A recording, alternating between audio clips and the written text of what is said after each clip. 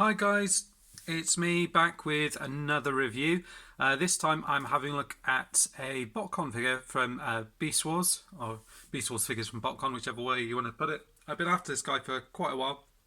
His name's Sandstorm. He's a repaint of one of the original Beast Wars figures, Scorpius, done in obviously slightly different colours. He comes in this cool kind of collector's case. So you've got Transformers Beast Wars. It's supposed to look like a book that you open up, and it's got kind of claw marks down here and the Predacon symbol down here. Ages 5 and up, and got kind of the detail here. What looks like a book. You open it up here, and you've got the figure displayed in there, and lots of kind of writing going on through here. So I haven't read through all of this here, but you've got like a little story behind. Let's have a look, see if it actually mentions him in particular. Yeah, so it seems to be more of a story about the kind of Beast Wars, and the kind of Maximals and Predacons and how they get on. You see he's a Predacon down at the bottom here. You've got a little picture of him here. Noble Predacon, Sandstorm. And then if you come around to the back here, it shows you the instructions. Is that actually from Botcon 1999, and you get a little bit of a thing about the Beast Wars here, and you get a full bio. So if I bring this up here, move it so the light's not quite in the way there, and you can kind of see his little bio there. So it says, when destiny cries out my name, I must answer. It says, although Predacon in name, Sandstorm seems to resemble a Maximal of old.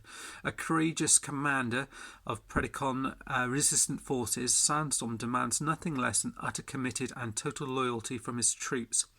He was instrumental in bringing together the warring factions of the Maximals and Predacons against a tyranny that inhabits Cybertron. His quick decisions and fair judgment are his foremost attributes, and still respect from both Predacon and Maximal alike. In both Beast and Robot mode, Sandstorm is paired with a Cyber Bee infused with the spark of a deceased comrade.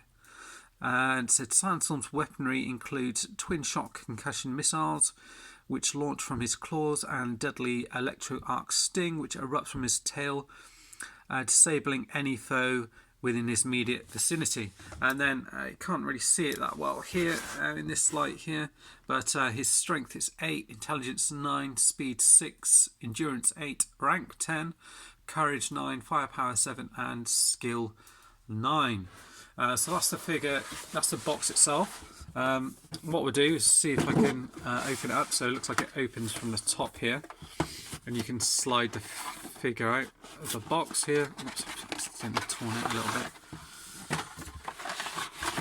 So I'm just going to pop the box to the side here out of the way for the moment.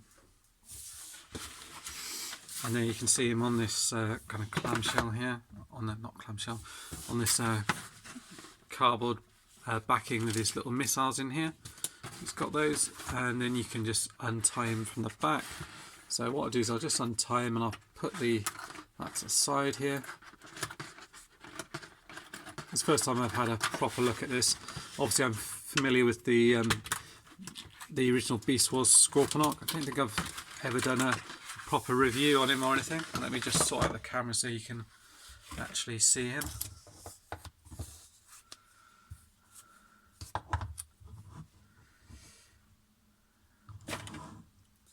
Again. So we've got him here. Sort this out so you can see him perhaps a little bit better. That's better, isn't it? So you've got his claws like this, and then you've got this bit here, folds around like that. So you can see I've got completely different colouring. So there's obviously sandy sort of colour with green eyes and orange plastic used for here, different colour plastic in here. He's got this bit's all painted here, which is quite nice, and you've got the little gimmick here, which I think you press this down, which I just did just a minute ago. You push it forward like that, and he'll sting someone with his tail. These little bits move, and they're actually part of his feet here.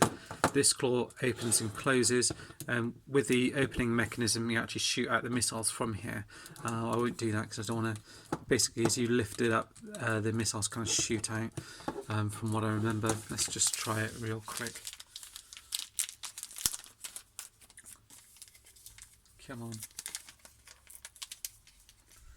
Trying to get this bag open. I bought this off someone on Facebook. I think it's Will. Apologies if I got that wrong. And I've been after it for a little while. Yes, it does still fit in there. And then, oh yeah, that's it. So you can see as I open it up, it just fires out like that. So it does the same for both the missiles here. So this one kind of opens up and down. You see this one here as well. You do have movement here on both arms and at the top here as well. And then this one, you've got this kind of Cyber Bee thing. So as you press this out here, it launches out, and you've got yourself a little kind of bee thing here, which is all painted quite nicely. And you just and that's all he does really. He kind of shoots out, and it's like his little drone. Okay, transforming relatively easy. Is you unpeg these from here, like so. These are going to be his feet here, like that. That's going to be his head there. So you bring all this forward, bring this up to here. There we go, like that. And then this bit here is going to peg into there, like so. Make sure I've got his legs all out of the way.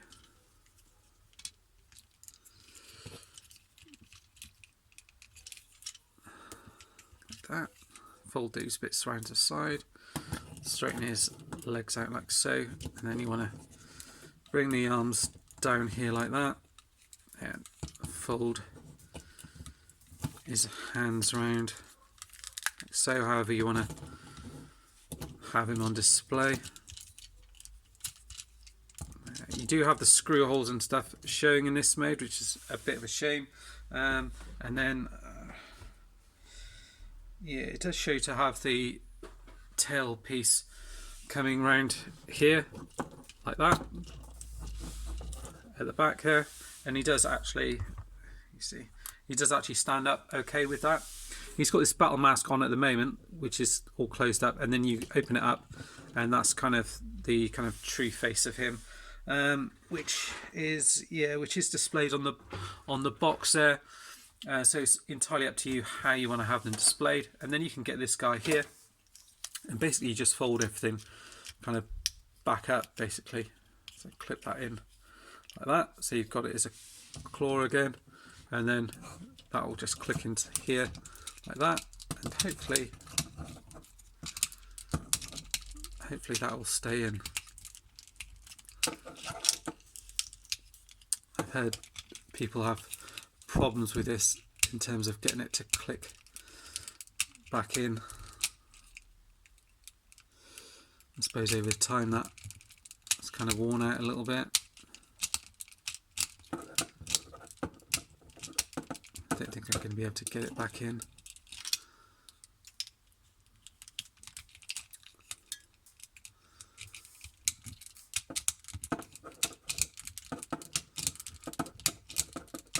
I don't think I'm going to be able to get that back in. I did see someone else do a review of it where they basically had that sort of kind of held in with almost like an elastic band, you know, like the see-through ones that you get, which come with a toy. So that might be a thing to do if you've got that. I mean, it does look quite cool that you can have this guy on display as well with the little bee if you want to.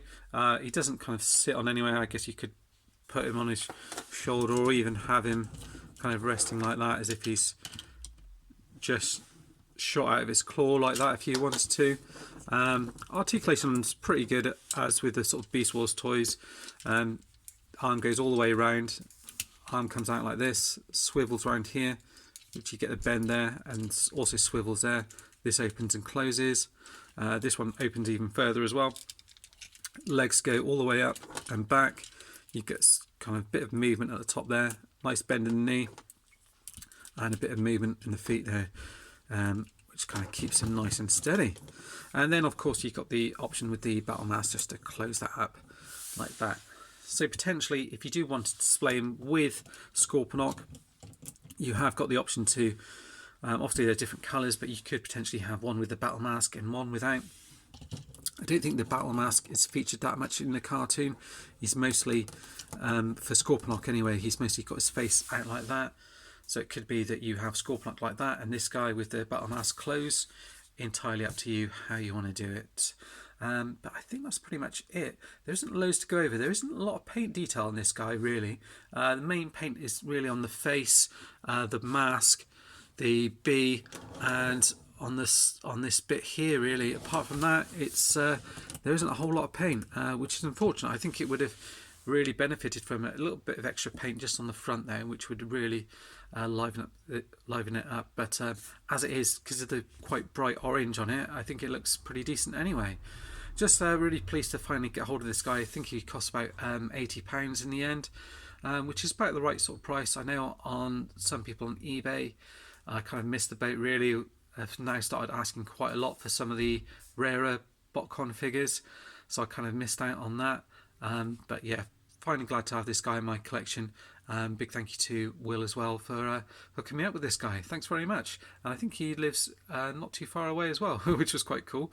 He was going to pop it in because I think he works somewhere near me, but ended up posting it because it just ended up being a little bit easier. But much appreciated either way. Thanks a lot for watching, guys. See you soon. Bye bye.